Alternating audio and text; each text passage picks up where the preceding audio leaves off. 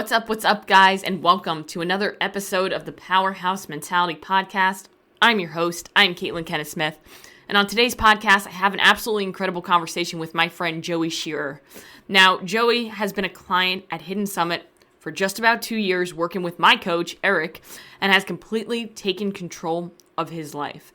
Now, we go all the way back with Joey today. We go back 20 years ago when Joey was in the military, in the best shape of his life, and then had all of that get flipped upside down when he transitioned out after 2 tours, went through a separation, and was raising his daughter. He talks all about when he hit rock bottom multiple times and how he was able to climb up from that through never fucking quitting on himself. Now, Joey has been through a lot over the last 20 years, and he brings us on that journey and tells all of these amazing stories with so many different lessons that he's learned that are going to help you in your life. The great part about Joey is that he's currently still pushing to become the best version of himself, and he's still in the thick of it. And, I'm super excited for this conversation and for you guys to hear it, but I'm more excited to see what Joey does next with his life. There's really nothing that I can say in this intro that's going to prepare you for all of the value that you're about to get. So make sure you go to the show notes, you go and click Joey's Instagram link, you go follow him so you can see what he's going to do next, and sit back and enjoy this episode.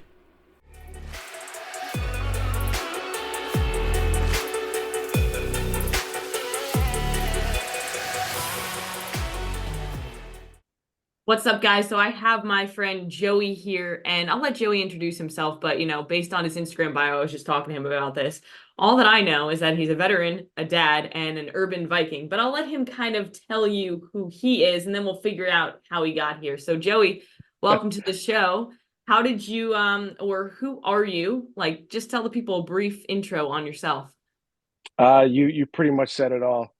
I'm a dad, I'm a veteran, and I'm an urban Viking. No, I am a dad. I have an 18-year-old daughter who's getting ready to go to college in a couple months. I did 6 years in the military, did 2 tours during Operation Iraqi Freedom and Enduring Freedom. And I find out through a DNA test that I'm part Viking. So I might as well just enjoy that part of it. So Oh, hell yeah. So I didn't realize that. So I know that your daughter was teenagers, but I didn't realize she was 18 about to go off to college. That's wild. So you have the real challenge there. yeah, no, it's I love telling people that, I have a kid and they're like, "Oh, that's cool. Like how old are they?" And it's like they're like, "I'm betting like 4 or 5." I'm like, "No, like 18." And then they're like, "You're not old enough to have an 18-year-old." And I was like, "I'll show you my ID." You're just I appreciate the compliment, but I'm old Yeah, enough. no. Her mom and I had her very young. I was 21, getting ready to turn 22 when she was born. So yeah, early parenthood. Don't regret it for a minute because I have a friend who has a 7-year-old and we're the same age. And she said to me the other day, she's like, enjoy that easy schedule you have. You don't have to get a kid up for school. And I'm like, I'm good, man. Like my daughter's going to college. I'm going to be able to enjoy my life as an adult. And everything that people got to do in their 20s, I get to do with a grown child. So I'm happy with that. Hell yeah, I love it. So you have been a member at Hidden Summit for how long?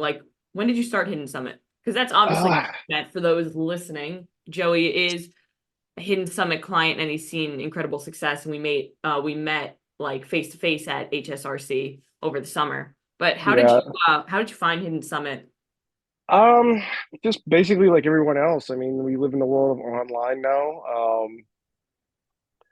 I, was followed Katie on Instagram, followed Kevin. I know who Kevin was for a while.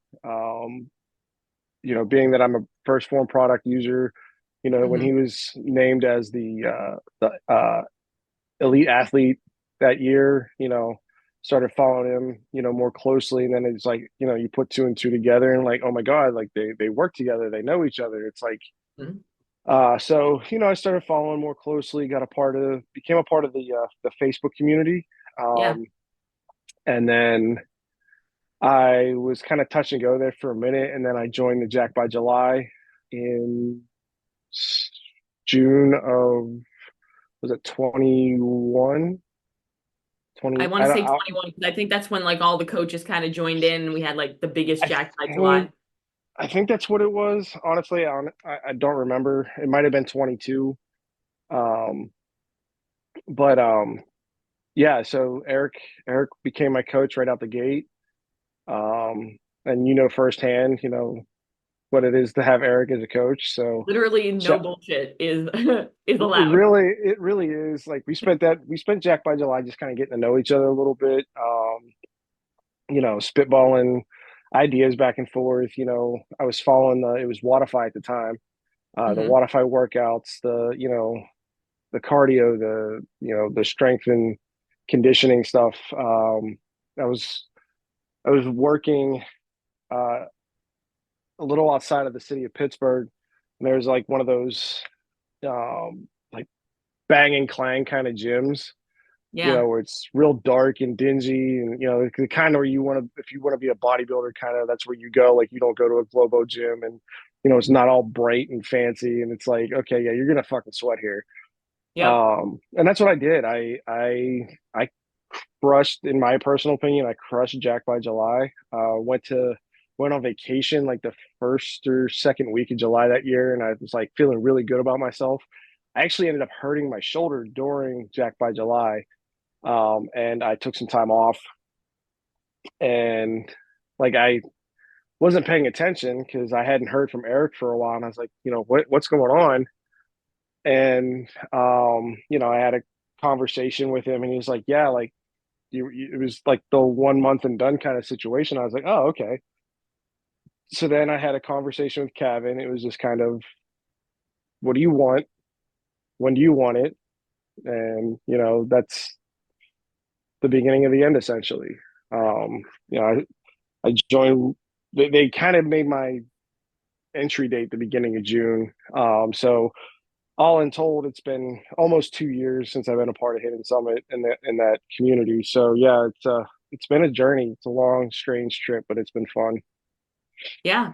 And kind of going back to before Hidden Summit, because obviously you've had a long journey leading up to that. But like, where did everything really start for you? Like, was it when you got out of the military is kind of when you started to like work on yourself personally, or was it before that? So when I was in the military, I had that mindset of, I'm young. Yeah. I've got, I can eat what I want, drink what I want, and nothing's gonna happen. No bad will come of me because I'm in the military. Um, I learned real quick that was fucking stupid. I um I got married when I was in the military, and like most people, when you get married, you stop caring. Now, mind Yeah. you, this is 20 years ago. This wasn't like 10 years ago or 5 years ago. This was 20 years ago. The world was a completely different place. Hmm. Um, and then I deployed to Iraq, came home. I worked out like a crackhead when I was in the desert. Both of my deployments, it was like all you did was eat, sleep, work out, repeat. And I loved it. Yeah.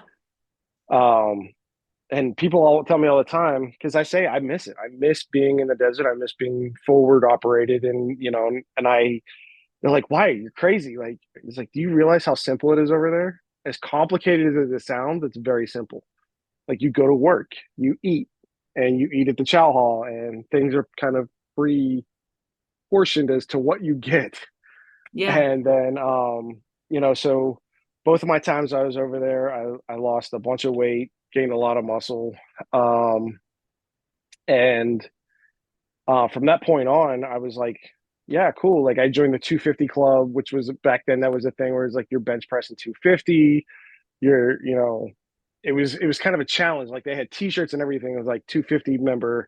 I was like, I want one of those before I leave. And my second deployment was only like 6 weeks. So from the time I got there to the time I left, I made really good friends with the guys that I worked with. We were in the gym every day. I hit 250 at like week 5, day 3 or something like that. So like 5.5 weeks in, I was like Yeah. throwing up 250. And so I came home and I felt like I was invincible, and nothing could touch me. Then I got separated, Hmm. and I don't want to say that I became depressed, but I became obsessed with Hmm. not being at the house. I didn't want to be, because I had to move back into my parents' house and I didn't want to be there. So I would work 8, 10 hours a day, come home, and then I would go for 11-mile run, 11, 13 miles, whatever it was. Like I would just run through the town. Yeah, just to do whatever it took to not be home. Yeah, and this was before the era of iPods and stuff like that. So I had an MP3 player that I had in my pocket, and I had the big wire and like I had the old headphones that looped around the back of your Yep, ear, and yep. um the Sony big, it's like they had little CDs on the side of your head. I used those and I would just run. Um, and then from there it just became kind of I ate whatever I wanted. I drank whatever I wanted. I didn't care. Yeah. Um, so I went from losing 30 pounds to gaining almost 120 pounds. Hmm. Um, and then, I started working for the Department of Corrections here in Pennsylvania, and I saw pictures of me at graduation. I was like, God, what did I do to myself? Yeah. Um, and like at that point, it just became a depression thing. When I was working for the Department of Corrections, I was drinking a 30 pack of Miller Lite in, let's say, best case scenario is 2 days. Um, I would stop at the Little Caesars hot and ready pizza place. I would grab two large pizzas. I would eat one that night, throw the other one in the oven to keep it. That was my idea how to keep it fresh. That's totally like a man's way of keeping pizza fresh. Let me just throw it in the oven. It'll be Yeah, okay. yeah, it's fine. Like I don't need the refrigerator. I'm just gonna throw it in the oven. It's insulated. It'll keep it warm. Yeah. Um, and then I would eat that one the second night. And then I would stop and get another case of beer, and I would get a handle of Jim Beam. And like I would sit there like on my days off, like that was the only time I had my daughter. So the days that I was working 5 days on, 2 days off, and it was like a rotational schedule. So it was like one week I would have Monday, Tuesday off, then Tuesday, Mhm. Wednesday, then so on and so forth. So my daughter at the time was less than a year.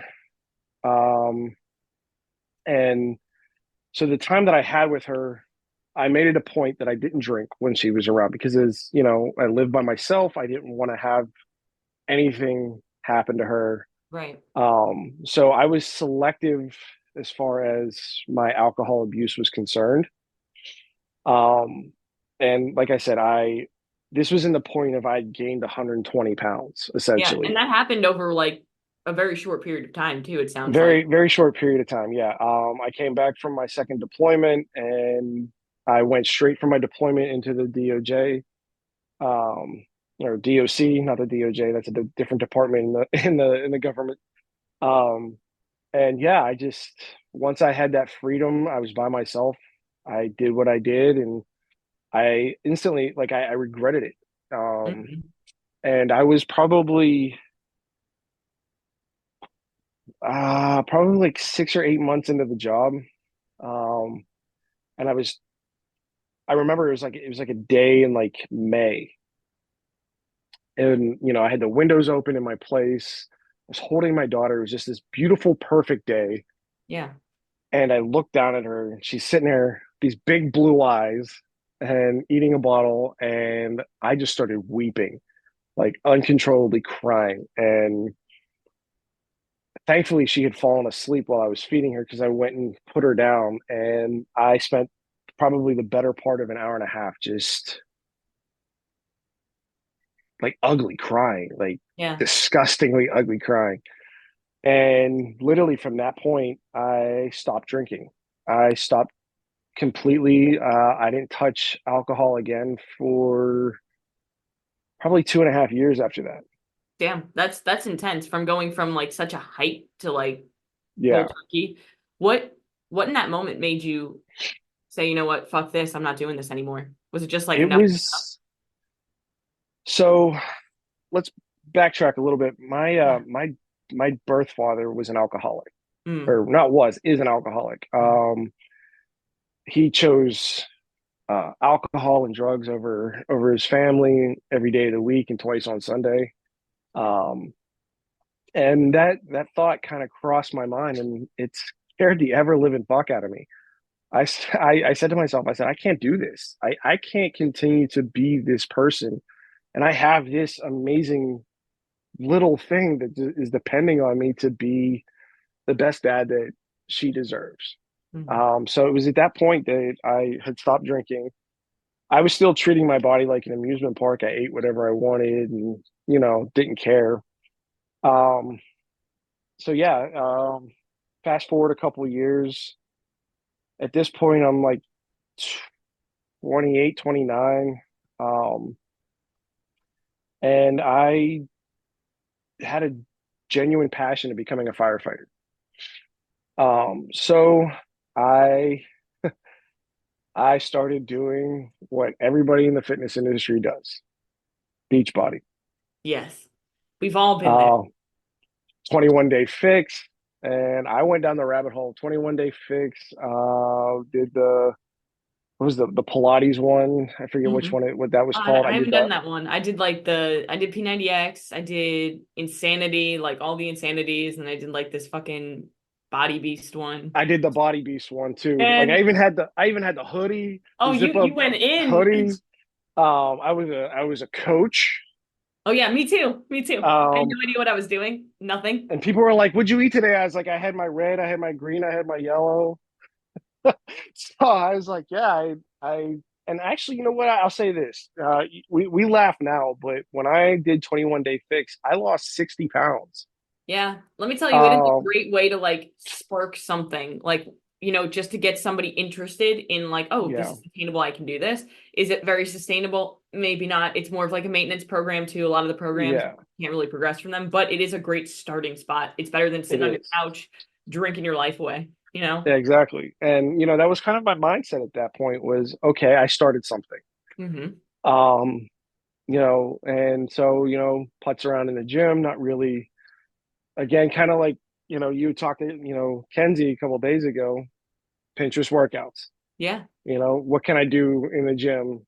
So I started screenshotting the Rocks workouts or, Mark Wahlberg or somebody that had a great physique that I wanted Yep. to emulate. Um, Which isn't a bad strategy, right? Because like, hey, I want to look like that person, so I'm going to do what that person is doing. exactly. I actually, and I went as far as like I bought Joe Manganiello's book.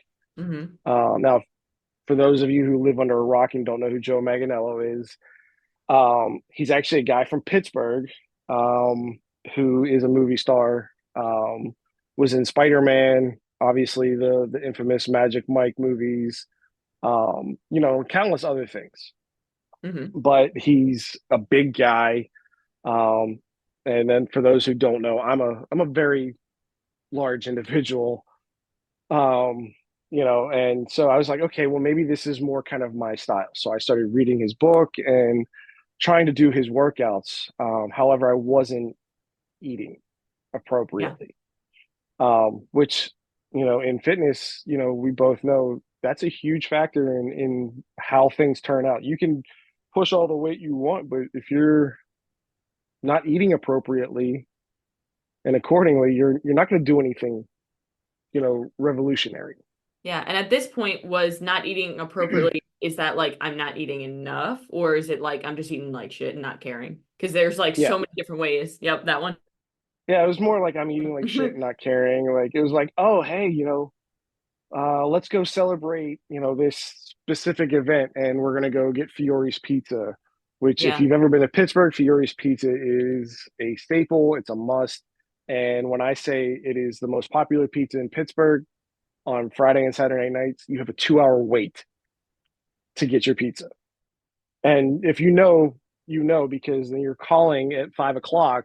So Mm. you can eat by 7:30 because you still got to go pick it up because they don't deliver. But yeah, it was like I just didn't give a shit. I ate what I wanted, and I was like, it's okay. I work out. Yep. Yep. Um, Everybody wants to so, outtrain that bad diet. Don't work though. yeah, Tried it. and I worked a lot of jobs where gas station food was my crutch. I was like, well, I'm out on the road. I can't really. take anything pre-cooked with me. Hmm. So, I came very dependent on, really unhealthy, healthy food, if that makes Mm. sense. Like I'd find the healthiest thing I could, but it's still not the healthiest thing you could eat. So yeah, and then fast forward, I actually get into the police academy, despite me not eating properly, but I'm, working out, doing cardio, your traditional Globo gym style workouts. I got a membership at Crunch Fitness and was, working myself out, pretty regularly, 5, 6 days a week, pretty consistent. Hmm. Um, and so I got into the police or into the fire academy. Um, and part of the perks that they give you is they actually have a nutritionalist, that is free of charge for city employees, that you could sit down and he'll write like a macro plan for you essentially. Now this is no you this is coming into the whole idea of macronutrients and tracking and knowing what you're putting into your body. So as an ignorant individual, I'm like, what the fuck what are macros? Like, what does that mean? Um, Hmm. and I mean, and then on top of it, this guy was side hustling. He was making his own protein powder and stuff like that. So he's like, oh well, if you set up a plan with me, you get this protein for like $15. And I was like, Sounds cool, great. but like I'm good. And then at the time though, I also I had enlisted or gotten the help through Joey Swole. Hmm. And if you know who Joey Swole is, he does a lot of gym positivity videos, telling people to mind their own business, stuff like that. And just he's like just this giant, massive, muscular individual, and I was like, some bitch, I'm in. Yep. So I bought a month's worth of training from him, which included a workout plan, 5 days a week, I think it was. No, 6 days a week, and had like it came with an ab program for like 3 days a week. And it also came with an eating plan, like an actual eating plan. Okay, you're gonna eat 6 ounces of chicken, you're gonna, half a cup of rice, cup of vegetables, your snack is gonna be a quarter cup of nuts. And like it was detailed and oriented to be helpful, which it really was. Because that's what I followed while I was in the academy. And in the academy, from the time I started in June to the time that um, when I first saw the nutritionist, Hmm.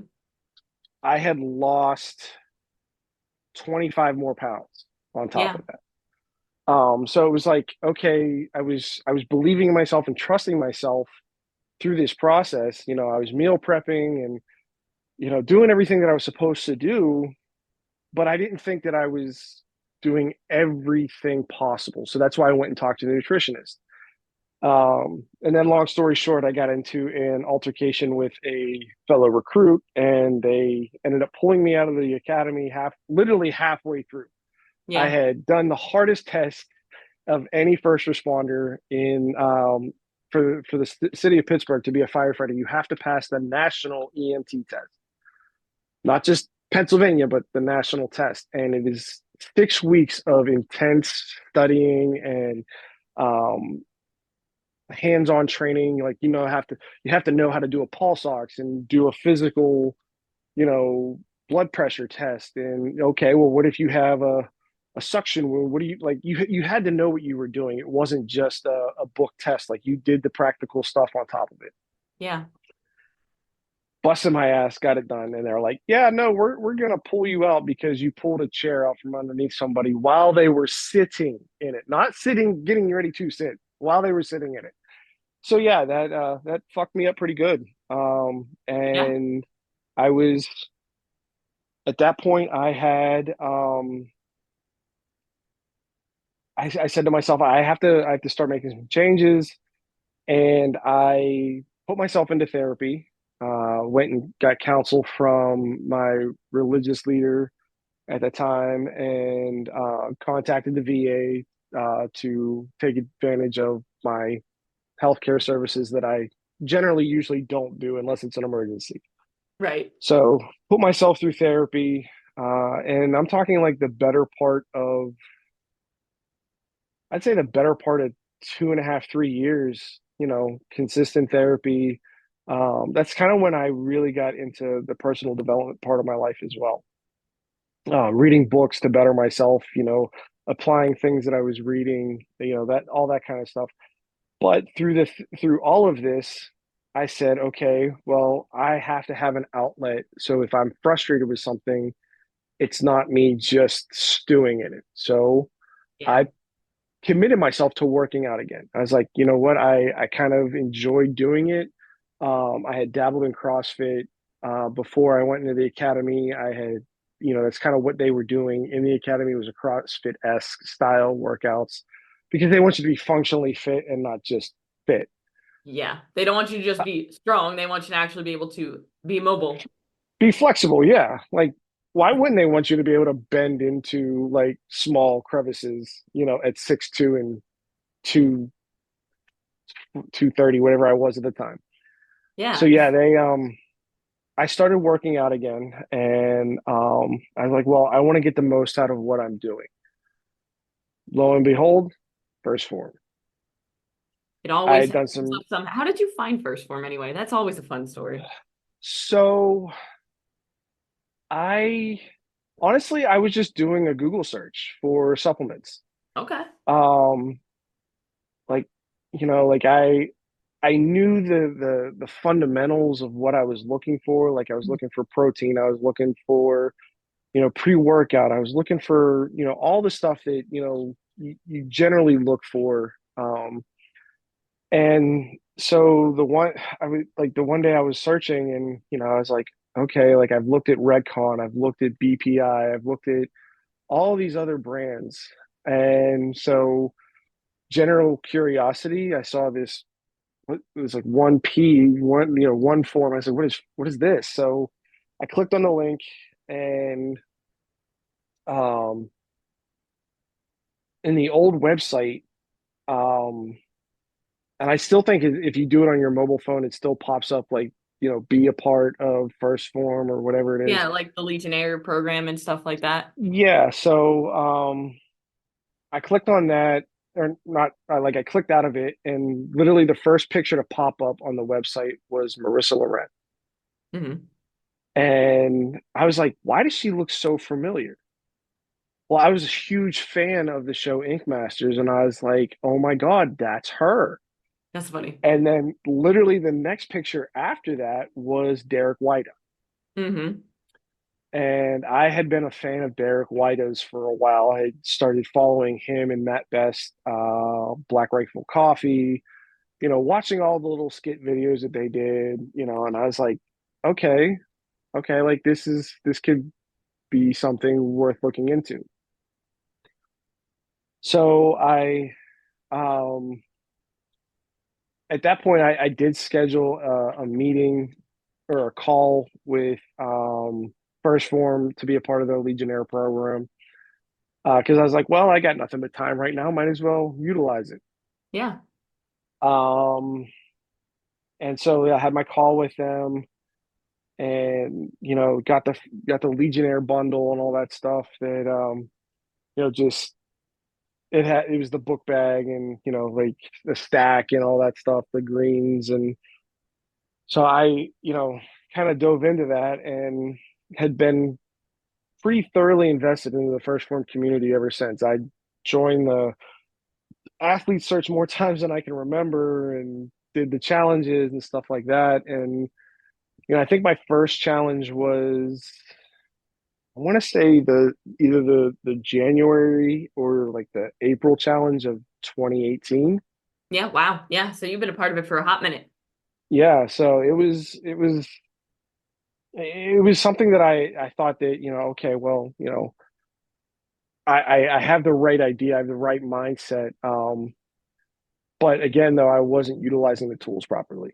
Correct. And now I was you've surrounded eating. yourself with a community that of like-minded individuals who all want to level each other up, and it kind of gives you that like extra push that you needed. Yeah, absolutely. Being a part of them, and that's again, that's how I found Cabin, and that's how I ended up finding, Hidden Summit. But it was like I was only doing it, Monday through Friday. It was like my Mm. job, like Monday through Friday. Okay, weekends here. I'm going to take the weekend off. You know, be a little more lax. So yeah, fast forward, joined Hidden Summit. Eric's my coach. Go all in.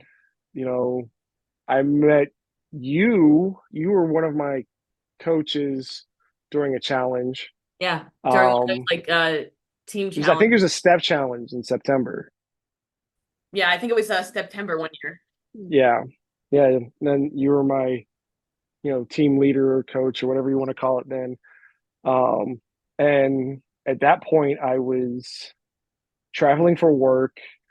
I was in I was in Indiana for like a week, and then I came home for a couple days, and I was in Philadelphia for a week, and then I was back in Pittsburgh, and I was all over the Mhm. place, and I was attempting to do 75 hard all at the same time, and Yep. it was just like, good God.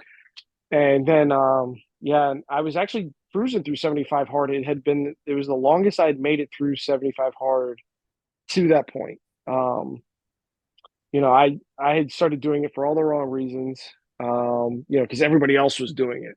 Yep. That's why We got most to, people get into it. They see it's like trending and they're like, oh, I got to do it now too because I'm not cool if I don't do 75 hard. And I'm like, yeah, no, you got to do it for the actual correct reason. And it has to be something related to your personal development yeah. and And I mean, at that mindset, not time, related to it like, had I been. want to look a particular Yeah, way. and at that time, it had been. It was part of my mindset. And I'd just come back from Philadelphia and had learned of the passing of a family friend, and like I'd come home, and that night, we're at the funeral home paying our respects, and went to dinner afterwards, and then afterwards I was like, shit, it's 11 o'clock, and I still have yet to do my walk, and Hmm. I have literally no physical energy to do anything right now, and then I failed. So yeah, it was kind of a kick in the gut, but it was just one of those things where it's like at that point my work had taken over, and I was just completely swamped. And I was like, there's no point in me trying to do two workouts a day and doing all this other stuff. And I developed a very good relationship with Eric at that point. So we Hmm. were, making adjustments to, what I was eating and how I was eating. And, we started doing a clock on my eating, and, just kind of honing up some things left and right Yeah. that, definitely were helping. Um, and then fast forward through the year, still doing the mini challenges through Hidden Summit and everything else.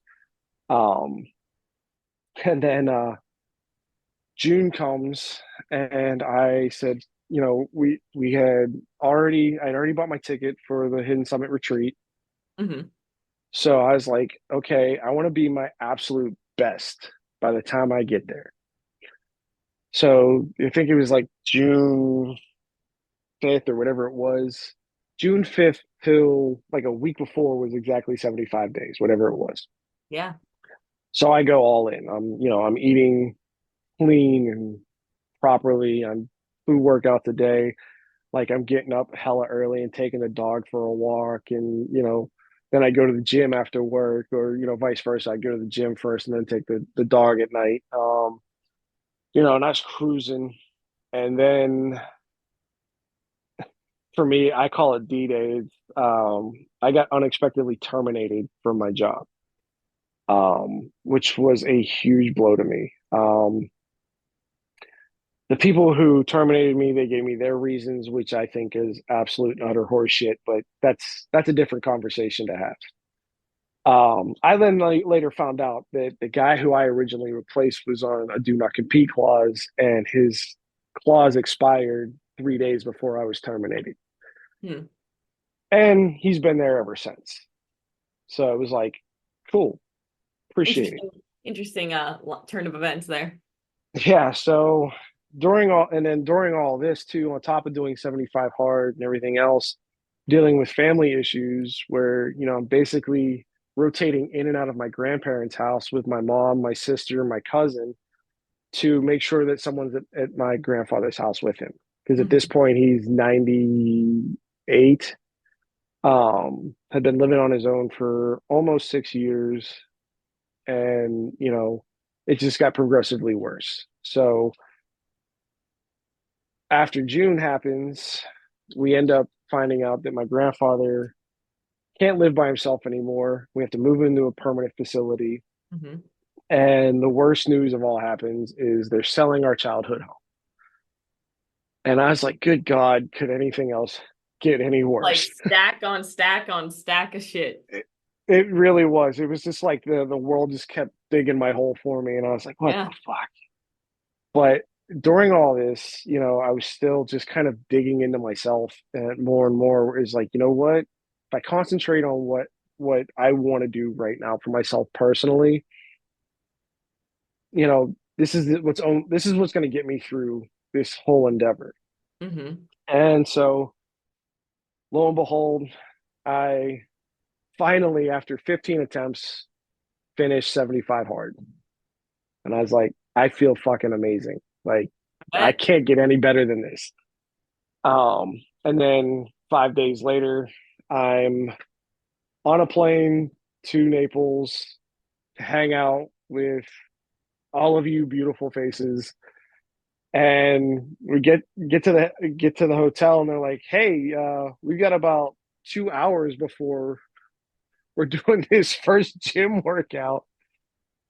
I was like, "Cool." Get down there, and it's a CrossFit gym, and all I said to myself was, "Shit, I don't do CrossFit. I You fucked don't up. do CrossFit Shouldn't be at here. all." It's like, can we do like strength training? Like, can we just do deadlifts and that's about it? I'll do a ladder of deadlifts. And Eric, his little sinister smile when you walk in the door, he's like, "Oh, I'm about to fuck you up." That's how I Like, feel. Is like every time I open, like, because every day he sends me an email with my programming, and every day I feel like when he sends it, he's just like with that sinister smile, like, "This is what we're doing. You're gonna die today." you're gonna die a little bit, and you're gonna thank me afterwards. But Absolutely. honestly, like doing the workout, seeing the programming and all that stuff. I mean, it wasn't terrible. Like, it No. wasn't. It was very fundamental, nothing crazy. But if you haven't done CrossFit in 7 years, it sucks. Yeah. Um, and then the worst part is, and it's not the worst part, but it's the irony is you and I are in the same group. Yeah. That was fun. And I was like, you know what? If I can keep pace with Caitlin, I'll be all right. And I did for, well, I mean, that was what, 4 rounds, It was like I think it was a. 4 exercise, four It rounds. was like five. I think it was 5 rounds, maybe 4 or 5 rounds, something like that. But like four exercises, we got a minute rest in between. Yeah. And and I'm like the biggest person in our group, like height wise and size wise. And I have to laugh because there's a picture from the retreat of, it was one of the stoppages, one of the minutes of rest, and I'm giving a fist bump to Marissa. Hmm. Now, mind you, I've never met Marissa. She and I had never communicated beforehand. She said to me during the break, she goes, "Are you okay?" And I was like, "Why?" She goes, "Well, your face is saying kill me, but you're still doing the workout." She goes, "You have to smile during these workouts." And I was like, I don't know if my body physically can't smile right now. I'm just gonna finish it. Just let me have that. I was like, I'm just, and then I think it was like the last round. We were doing box jumps, Hmm. and it was just like my body was like, "You're done. Just wait it out. You're gonna get 90 seconds of rest instead of a minute." And then literally the right after the workout was ending, Kevin had his whole rah rah moment in the middle of the bar, in the box, and we were all, sitting there, and I'm getting ready to go get my stuff, and I literally just see red. Like, it just went, and I was like, I "Whoa." didn't hear this part of the story. And I laid down on the floor, and Sarah and Kayla and Allison all came over to me like, "Are you okay?" And I was like, "I'm a little lightheaded right now, and I just need to lay here for a minute." Sarah ran and like put cold water on her shirt and like draped it over the back of my neck to try to cool me off. And I literally like I was seeing stars, like everything was in like it was almost like I was high. Yeah. Like it was just You're like tripping. everything wasn't it was all just kind of discombobulated. Like people were like giving shadows of themselves. I was like, this isn't good. And it was literally the first time I'd ever worked out in Florida. Yeah, it is. It's a different feeling, especially in the middle of what was that, August? Yeah, middle of August. It was like, whoo. So yeah, I was like, that's fun. I don't ever want to do that again. And literally, we all rode in the same car together. We all went to the gas station and bought a gallon of water. We're just sitting there, just plowing through these jugs of water. But yeah, it was like that was the crazy. Like I was like, man, I do not want to be in his CrossFit gym and him being my coach doing my program. It's like I'll die. I would die. Yeah, it's not But that fun. I will say that I thoroughly enjoyed the beach workout more than anything. Yeah, the beach workout, there was just something about like just being on a beach, like getting shit done, but also just being there with the community and just like helping to keep each other up. There was nothing that could compare to that. Yeah, and I think again, you and I were in the same group again, and Yeah, you I'm just just trying stalked me that whole weekend, man. Every photo, it's like, there's Joey. I was like, yeah, and every time you post a photo, I was like, hey, that guy's kind of cool. No, it was a good time. I had a blast. And there's a couple pictures from the beginning of the workout to the end of the workout where in the beginning of the workout I'm wearing a shirt. And then by the end of the workout, I'm not wearing a shirt. And it's not because I was hot. One, because I didn't want to fucking deal with the sand. Yeah, yeah, Because I was like, well, if I get sand on my body, I can go just run in the ocean and wash it off. true. Um, but the funny thing is like even all and all the times that I did CrossFit and just working out in general, I always have a shirt on. Yeah, And I went to Eric and I was like, you do realize this is the first time I've ever worked out without a shirt on, right? And it wasn't because I was ripped and tan and all this other stuff. It was just because I've never felt more comfortable with myself than I had at that moment. And then I see the pictures and I was like, oh, David, come on. You could have edited that picture to make me look at least somewhat good. change the lighting a But little bit, Come on, man, you're a change professional. move the sun, man.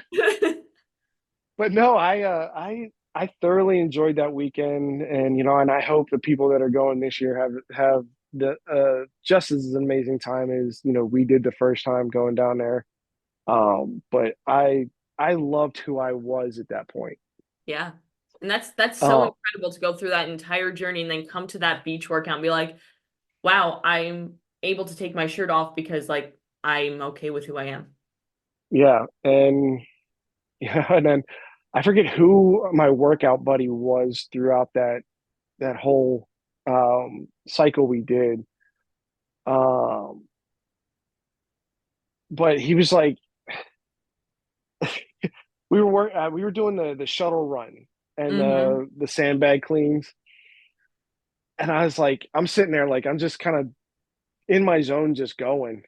And he's like, Jesus Christ, I just had to work out with beast mode. You haven't stopped. And I was like, well, I mean, you're not supposed to until Eric says, stop. That's the point. Fucking But yeah, it was just, Eric. but and then like, um, and we joked about in the beginning of the workout because that was the first time as a group we did the ice barrel, Mm-hmm. and I, with full transparency, Kevin asked who's scared of the ice barrel, and I said me because I first off, the only time I like to be cold is when I'm going to sleep. Like, Yeah. give me a little bit of chill before I go to sleep. Let me wrap up in a blanket. I'm comfortable like a grizzly bear hibernate in hibernation. That for me was just like that scared the shit out of me, and I don't Yeah. know why. I mean, it's not a comfortable thing. No, it's not. But sure enough, jumped in, said one, two, three. Fuck it. or 3, 2, 1, fuck it, however you want to say it, Yeah. and jumped in. And you know, I that was the most excruciating minute and some change of my life, but I did it, and I can It say that I feels did like it's about 10 minutes and it's like, how long have I been in here? Like 30 seconds. Fuck. Okay. it, right? And then I read a thing like that weekend saying that Andy Frisella does it for 10 minutes, Yeah. and I was like, the fuck? Yeah. Like, no, like, not even a little bit. Yeah. It's But one of yeah, those things that no matter how many times you do it, it sucks no matter what, every fucking time. yeah. But I will say though, for my first time doing it, I felt like I got pretty in control of myself pretty quickly, Yeah. And I've been watching like Kevin do it for a while, and other people have been doing it, and they're like, okay, control your breathing, which is exactly what I did. So, but yeah, after the HSRC, I don't know if you remember, I was all over the place. I left Florida Saturday or Sunday morning, got home to Pittsburgh, was home for 12 hours, jumped in a Dodge Challenger of all cars, and drove 15 hours from Pittsburgh to Minneapolis, Minnesota. I remember this now. Went up there for the softball World Series Hmm. in Minneapolis, and I played softball Tuesday, Wednesday, Thursday, Friday, and then Saturday. No, no, no. We got eliminated Friday afternoon. So we were done Friday afternoon, and then Friday night we went and watched the Friday night lights games, and Saturday morning the guy that he and I drove up together, we kind of looked at each other and were like, yeah, let's go home. Yeah, because he just had a baby like that year, so he just left his wife for 5 days to go play softball with a less than 1 year old, and I was like, we can go home, it's fine. Yeah. His wife's like, you guys better fucking come on. Like, Right. So yeah, we come home. Um, I get dropped off at our family cabin for Labor Day weekend. I'm up there, just kind of relaxing, enjoying life with a, nice little baseball sunglasses, yep. tan, burn, whatever you want to call it. And then from there, I was home for about 10 days and then went to Atlanta for about 4 or 5 days, was down there. Um, and the worst part is like all this stuff I'd already paid for. Hmm. So it's not like it was like a choice at the last minute where I was like, hey, I got nothing going on. I'm going to take a trip. So it was like all this stuff had already been paid for. It's like I feel like I was just riding that last final high Yeah. until my reality set in. Mm. And then I came home in October from Atlanta, had a conversation with Eric, and I was like, you know what? I feel really good with where I am right now. I want to do a bulk. I want to put some size on. And, like I just wanted to kind of get as big as I possibly could before the end of the year. And I'm not talking like weight wise, I'm talking like muscle wise. Like I Yeah. wanted to Yeah. put as much as I could on. He's like, fuck yeah, dude, let's do it. I was like, score. So we went from when I finished 75 hard, I had lost 30 30 or 35 pounds. I can't remember. So I was Yeah. down around 235 when I was in Florida. Hmm. He puts me on a bulk.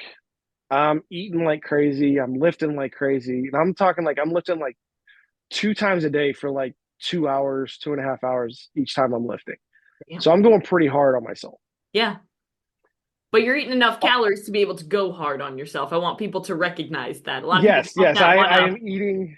I think I was eating just under 4,000 calories. Yeah. What a So lot of it's like people will do, they'll do the 3,600 complete calories. opposite. They'll go on a cut and be like, now I got to go all in on my training when it really should be like the opposite. You know, when you have the additional energy and calories, that's when you need to go hard.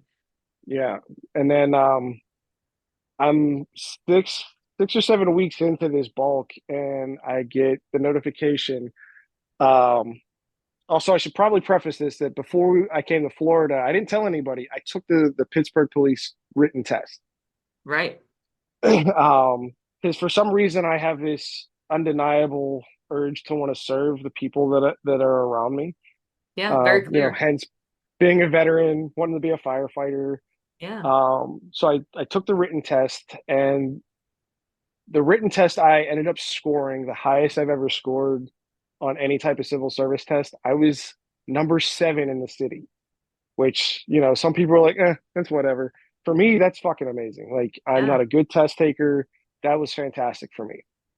I think after my veterans points were added into it, I think I scored like a 99.6 or something like that. Like, it was damn near perfect. Um, so part of that process is now I have to take a physical fitness test. Mm-hmm. Now, mind you, I have the strength, but I don't have the endurance at this point. So talk to Eric, and again, he's like, "All right, man, you're up to 270. Let's see what we can do in a short little month." So I ended up dropping a couple pounds. Nothing to write home about. Probably like 5, 7 pounds, something like that. Um, the the first part of the test is a sit up test. Mm-hmm. Now, mind you, I'm 40 years old. Which doesn't seem really old, but when it comes to the test taking side of the world, it's a lot easier for me to take the test in the physical parts of it. But I still have to do 27 sit ups. And I'm not a big ab work kind of guy, but I still end up blowing out, do my abs, 27 sit ups, and with, less than 45 seconds. Like, Yeah. So you pretty crushed it. damn good. Then the next part is a 300-meter run. So they wanted you to sprint 300 meters, which no. Yeah, that's a But long fucking sprint. yeah, so it's like a minute and some change, like 117 seconds, something like Yeah. that. Um, Crushed it. Then it was push-ups, crushed it. Then it was the mile and a half run. Mm-hmm. And I sucked. I was gassing, sucking air like it was nobody's business. My legs felt like they weighed a ton. You and I had a conversation after that failed test, and I was like, that sucked. Like, and you're like, Yeah. yeah, it's gonna suck, but and then you asked if I could retest, and I said, yeah, I had like a week to do it. And your best advice was just know that you don't stop until you stop, essentially. Like, just Yeah. keep running. Um, so kind of goal oriented myself to do that. Where my cardio was, I was doing a mile run before my workout, and then I would do something after my workout. It wasn't necessarily a run, whether it was a stationary bike for time and distance. So if I did a 20-minute stationary bike ride, I had to get as far as I could get distance wise in 20 Mm. minutes. Or I would do an incline walk, or stairmaster, something to keep my, just put my heart rate in that level 2 area to kind of help my endurance. Yeah.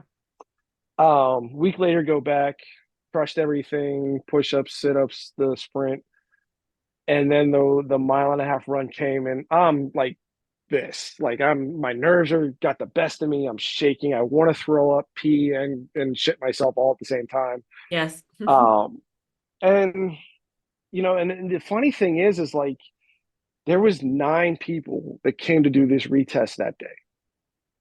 By the time the mile and a half run came, there were 4 of us, I think, maybe 3. And I'm the oldest candidate by far. Everybody else is, late 20s, early 30s. And so you're not allowed to listen to music. You can't have headphones in or anything like that. It's just you and the pitter pat of your feet on the track. And to top it all off, it's fucking snowing Of course it is. because it's January in Pittsburgh. Why wouldn't it be? Um, so yeah, I'm running, and like, I've got a good pace. Like, I've got a, I'm breathing like in and out like every 4 counts, doing everything that I need to do. First lap, I'm like 216. Like, that's fantastic for me. Like, Yeah. Like I needed to be just like directly at like 2:20 to make time. And they don't really tell you, hey, this was a 2 minute and 15-second lap. Like just they just give you the time as you're Mm. running the track.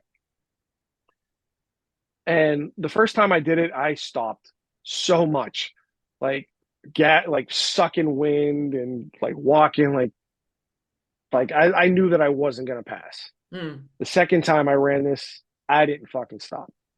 I kept going. I kept pushing myself, and I kept myself, pretty steady. Like I said, just constantly, just same rhythm, same strides. I didn't change anything up, and I was on the last, um, I guess like 150 meters of the track, and I came around the turn, right around like the 50-meter mark, and my legs stopped.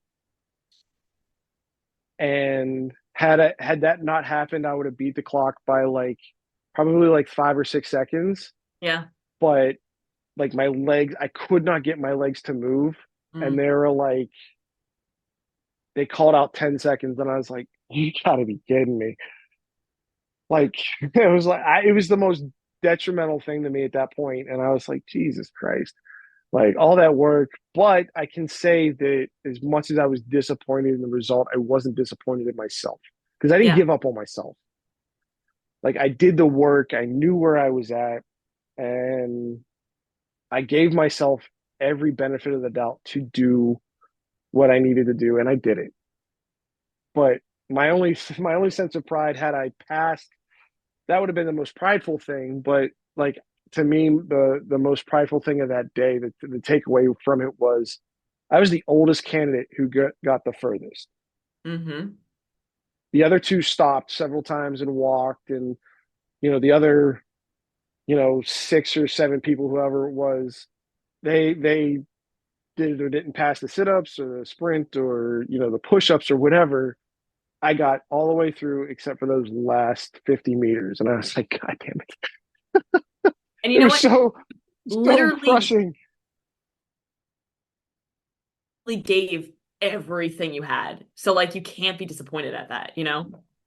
No, so and then of course, I talked to you afterwards and told you what happened, and like I could feel it in your message, like you were like, what the fuck, like. I literally read it and I remember reading it. I was in my hallway and I read it and I was like, fuck. Like I verbally was like, fuck, damn it. Like, ah. But and at this time I'm doing the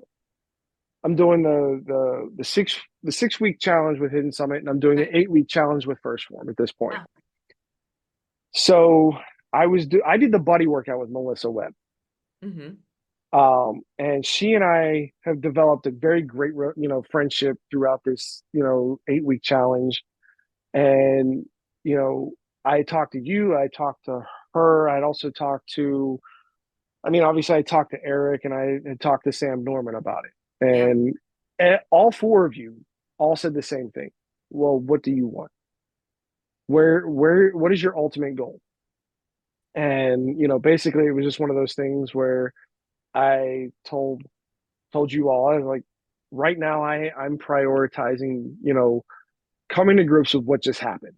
Mm-hmm. Like I have to put that aside, I have to process it and kind of work through it, and then go from there.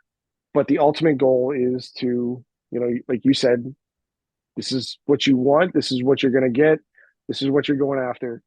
And so the other day I was meandering the city website, and I was like, you know what, it's time.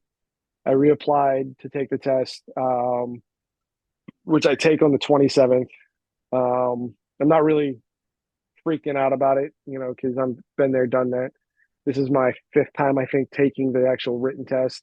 Mm-hmm. Um, the only reason I didn't do the physical test the other times was it was just like it's a scheduling. It was a scheduling thing. Like I was doing something, like I was like out of town or something, or actually last year when I was training for it, I actually felt something pop in my knee, Ooh. But I think it was just kind of like an age thing. It wasn't like I popped, like nothing damaged. Like Yeah. it was just like kind of one of those things where it like stung for a couple days. But like literally, it happened the day before I was supposed to take the test. Then I had like emailed them. I was like, "Is there any way that I can reschedule this for another time?" They're like, "If you miss the physical test, you have to start from the beginning." Mm. So yeah, so I did that, and in the midst of all of that, I also applied for an EMT program that the city is kind of hosting, to where they'll help pay you and pay for your EMT training, That's a just to win. kind of have that in my back pocket again. So I tested for that the other day. I'm supposed to find out the results soon. I'm not sure how that's all going to work out, if I'm able going to be able to take the class or not. But at least if anything, it's something right now, because I'm still unemployed. I'm Yeah. still kicking myself every day to try to find something. But I mean, it's honestly, um, and I had this conversation on one of the live calls for Hidden Summit. It was like, and the count has gone up since, but at that point I had put over 400 applications and resumes in for employment, and had maybe a handful of interviews that got past, just the initial application process. And then after that, I think I've had maybe 2 or 3 places where I've had a second interview. So it's been kind Yeah. of a frustrating turn of events, unfortunately, because it's like I'm just kind of running on fumes at this point. But yeah, it's been a journey. Like I said, it's been a wild, wild ride. Yeah. And the cool thing is that like your journey is still going. Like you're going to get exactly what you want out of life because you won't give up. And I truly believe that. Well, and the the hidden thing that I haven't really told anybody is that I'm actually trying to re-enlist in the military. Now, mind you, the whole process to get in doesn't necessarily guarantee, because I'm a veteran, that I'll get in. So that's why Right. I've got all these other irons in the fire. But I think when push comes to shove, whether it's in the civilian world or in the military world, I think being a cop is going to be my calling.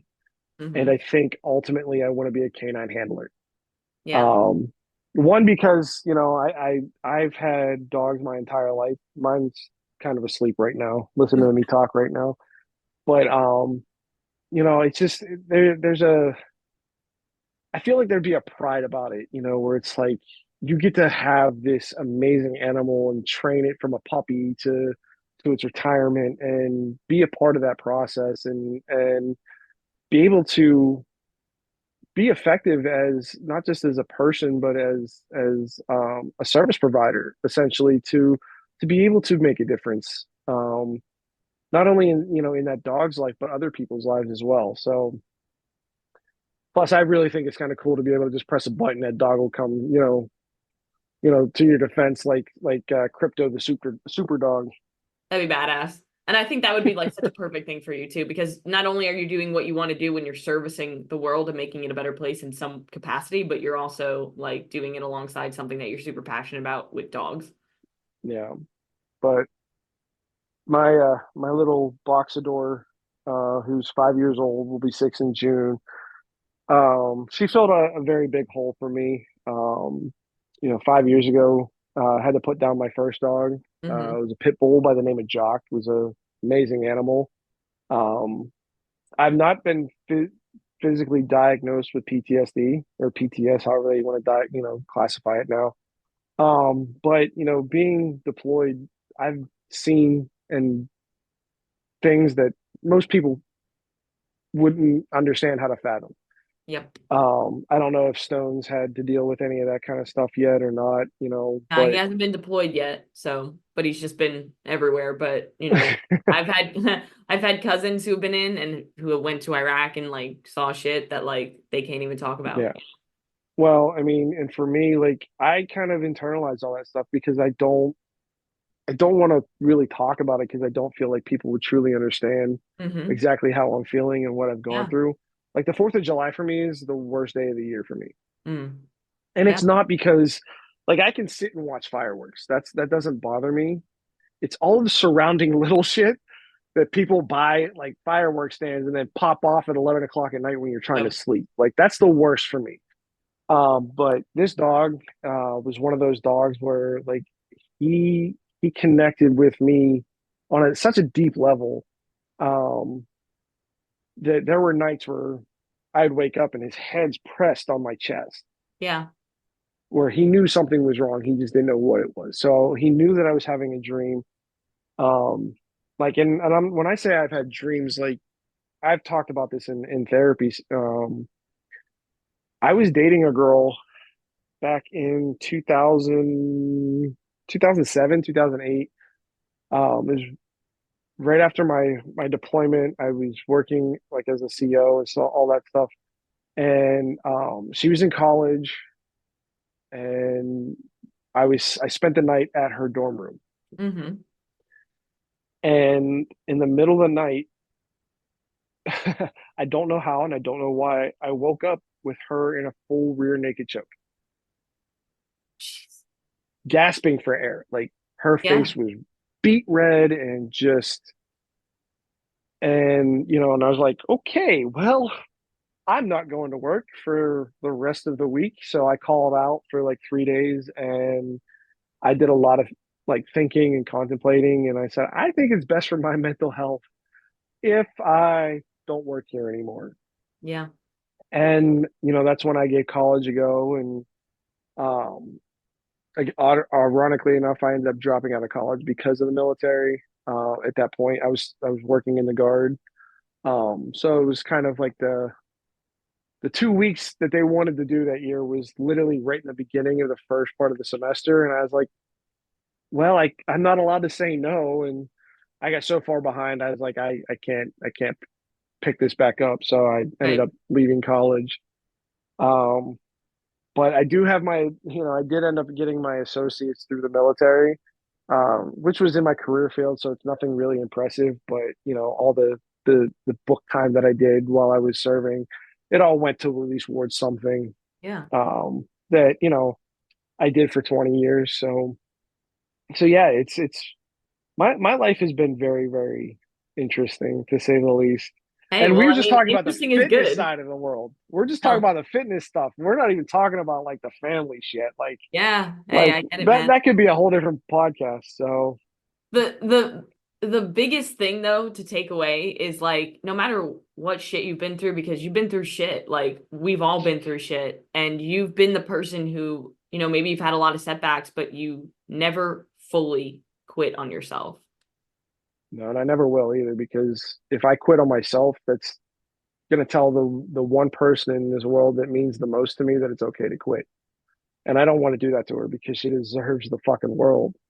And she's about to have it. Like she's graduating college with honors. She's going to Ohio State. She That's has her awesome. degree already figured out what she wants to do. And I don't like Ohio State, but I'll wear the colors as long as she's, happy. So yeah, I don't want to ever put that image out there, whether it's for her or anybody else who may look at my social media, or no, I might cross paths with in person. Like I don't want people to ever think that it's okay to give up, because it's not. Like you're not going to be any good to yourself if you do that, but you're definitely not going to be good to anything else. And it doesn't matter what it is. It could be your job, it could be your family, it could be your friends, it could be whatever it is that you are, have an attachment to. Like you and I have an attachment to fitness because for us, that's our healthy spot. That's where we go to work shit out. Mm-hmm. And it's very easy to get away from that because, dude, like you and I can talk about how many times we wake up and I'm like, I don't want to fucking go work out right now. Yeah. I don't Yeah. want to do it. Yeah. I don't want to go pick up something heavy and put it above my head and risk getting squashed like a bug. I don't want to do that, but I'm going to anyway. Yep. Yep. It's never a matter of like if I'm gonna do it, it's just a matter of like, okay, when am I gonna actually do it? Like I Exactly. have a training session today and I've been looking at the workout since I got it last night and I'm like, oh, this is gonna suck, but I'm gonna fucking do it. Yeah. Well, I've been doing the shout out First Form, been doing their bodybuilding app workouts Yeah, that shit's in the legit. First Form Let me app. tell you. Yeah, it is. It is, and it's not one of those things where it's like, oh, this is just easy. But I mean, you have to work for it. Yeah. You can't just be like, okay, I'm gonna go do a chest press with tens. Like I I was talking to a friend of mine who's doing she's prepping for a competition right now. And I was like, well, you work out a lot by yourself. Like, are you maxing out or, when you're repping out? And she's like, yeah, I have to. Yeah. And I was like, does it ever freak you out that you're gonna fail and be stuck? And she goes, yes, but no. She goes, why? What about you? And I was like, well, I have always had that in the back of my mind where it's like, I don't ask anybody for a spot because when I'm at the gym, my headphones are in, my music's on. That is my time. I don't like talking to anybody. Um, which is probably why I didn't like CrossFit all that much because it was too social. It was like, Yeah, I get that. no, I trust me, I loved CrossFit when I did it. It was what I needed at the time. Yeah. But the gym is just kind of my place where I go and just kind of let myself be free. Like mentally I unlock. I questions run through my head about shit all the time, but that's what's pushing me. That's what's driving me to put 5 more pounds on the bar and push myself. Or, if I'm doing something like squats, I, I was trying to like to give you a preference of this. I was talking to Eric back in, I want to say like November, and I said I want to rep 225 on a back squat 12 times. And most people are like, "Oh, that's lightweight." Yeah, it might be if you're doing it 3 or 4 times. But when you're doing it 12 times, that shit gets fucking heavy, I'm under tension. Yeah. right? So, the other day I was doing the bodybuilding workout and 225 is just floating. So I was like, all right, let's put 20 more pounds on here just to see floating, just cruising through, you know, I mean, what, 240, 250, whatever it was at that point, 265, I don't know. But by the end of it, I was repping 285 like 10, 12 times. And I was like, I've never felt this strong in my life, Hmm. and like the changes that I physically see right now are that's what's been inspiring me to keep going. Like I'm seeing definition in my chest and my shoulders and my legs, like places that it's just like, yeah, I can move some heavy weight, but what am I really truly doing? You know, I put up a post a while ago, probably like 4 or 5 months ago about ego lifting. Hmm. And I used to ego lift like a Oh, like a yeah. crackhead. Because I wanted to be that strong guy in the gym, where it's like I'm trying to squat 330 pounds. Okay, but am I doing it correctly? Am I Hmm. going to hurt myself? Am I going to, embarrass myself? Am I going to break something? Like it just became one of those things where it's like, okay, stop lifting to lift heavy. Start lifting to maximize your output physically, like what you're physically doing. So aesthetically, I want to look like this. Okay, but how do I get to that point? Hmm. Um, and I was talking to Liz, who, oh my God, can we just talk about how fucking amazing she is? Like, I love that woman. She's Like, I great. can't Mama wait. Liz. I can't wait to give her a hug again. And she just kind of like disappears in me when I give her a hug.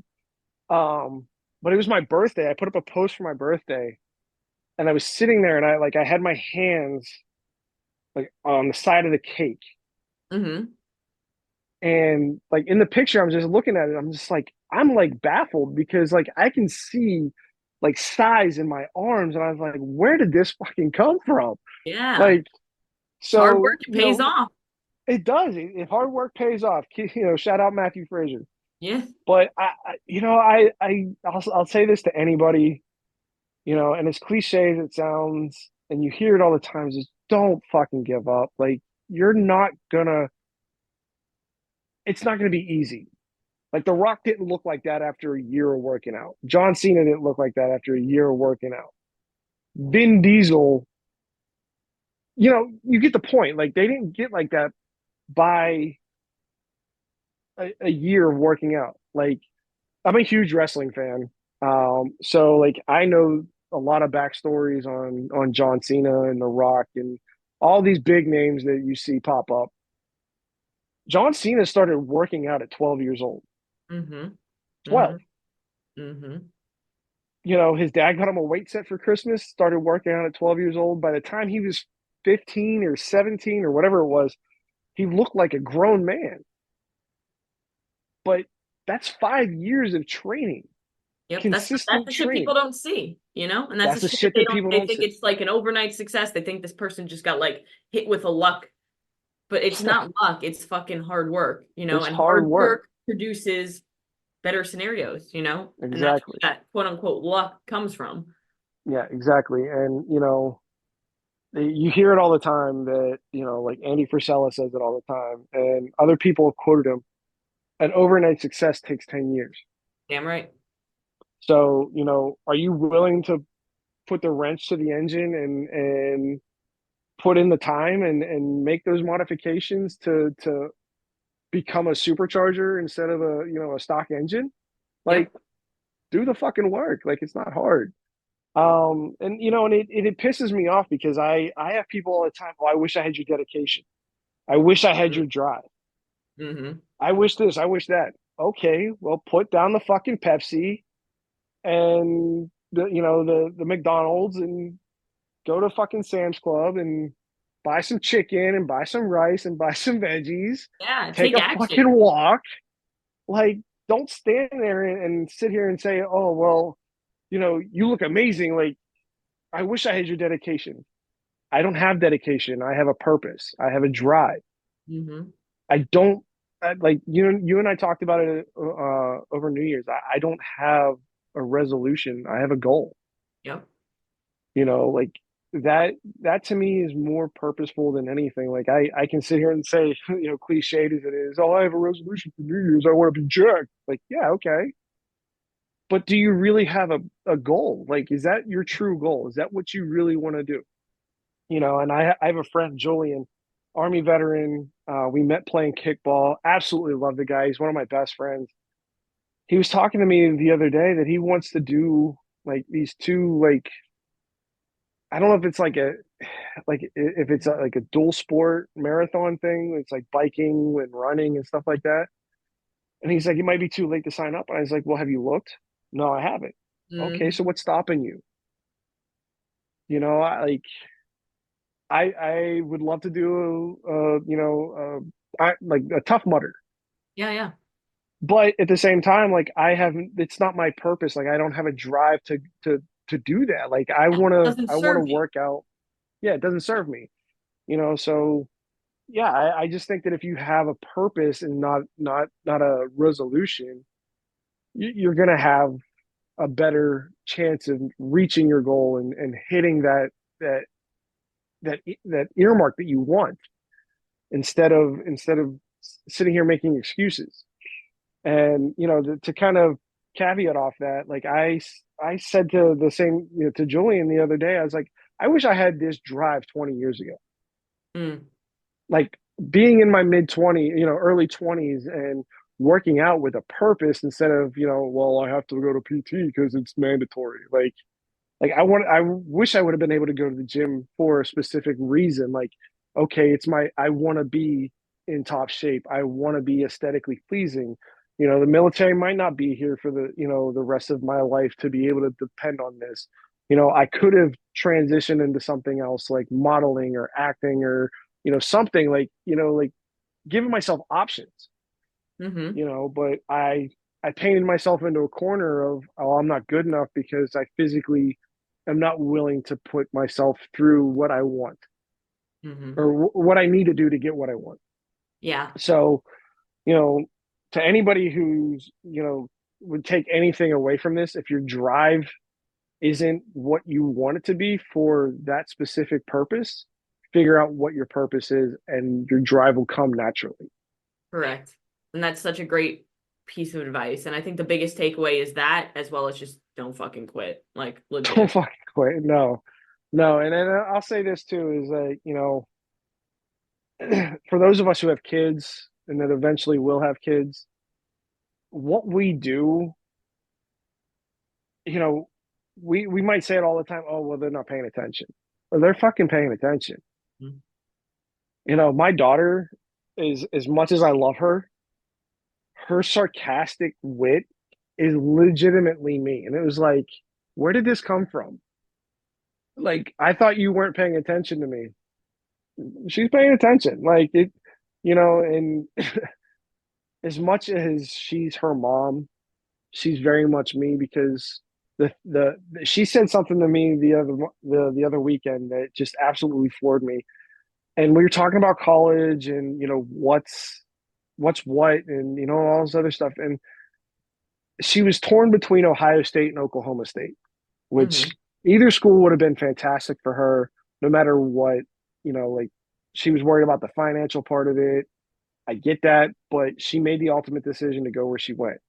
Yeah. And we were having a conversation about it, and she said, "Well, I'm afraid of screwing up and disappointing somebody." I said, "Well, who are you afraid of disappointing?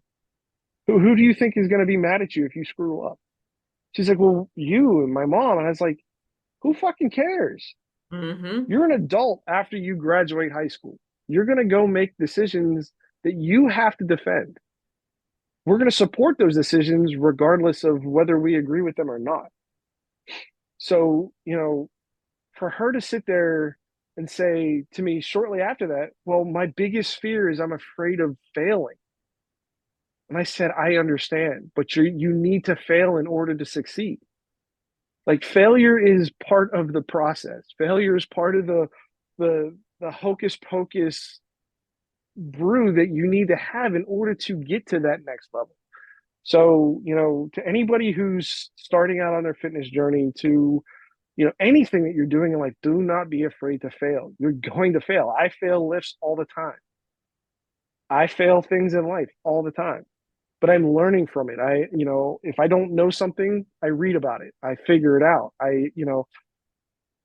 Case in point, this weekend, I went to go do the dishes and my sink backed up. And generally it's just like, okay, plunge the sink, no issue. Well, it wasn't working. So I had to carefully orchestrate a plan on, okay, well, where could this obstruction be? Right.